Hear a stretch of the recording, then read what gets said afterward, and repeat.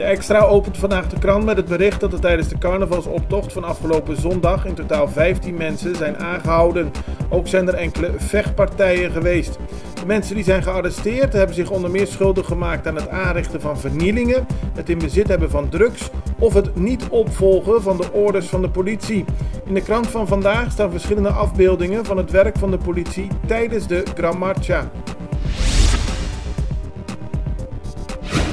Curaçao viert voor de 50ste keer carnaval en deze 50ste editie van de Gran Marcha kende afgelopen zondag een record aantal deelnemers.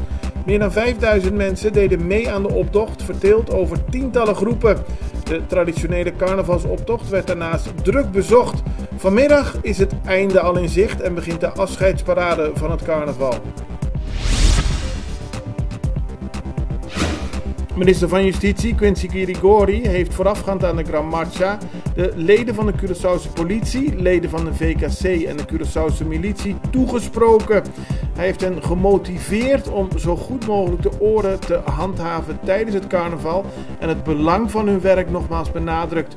Volgens de minister is het wapen niet het belangrijkste instrument dat een agent heeft, maar zijn of haar karakter.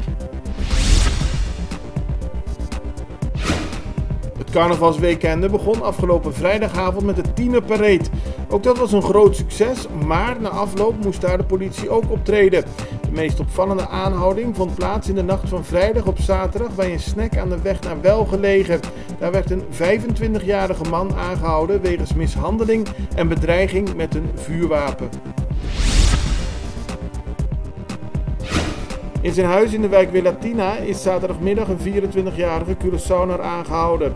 Hij wordt verdacht van een poging tot moord. Verder wordt hij verdacht van het bezit van een wapen en van vernieling. De man zit voorlopig vast gedurende het onderzoek. Als het aan Curaçao ligt, wordt de termijn van procureur-generaal Roger Bos niet nog eens met 3 jaar verlengd. Dat heeft Curaçao laten weten tijdens het onlangs gehouden Justitieel Vierlanden-overleg. De positie van Curaçao was een verrassing voor de Nederlandse minister van Justitie Ferdinand Grapperhaus. Volgens de krant gaat hij kijken wat de beste oplossing is voor de komende periode voor de procureur-generaal van Curaçao, Sint Maarten en de Wijseilanden.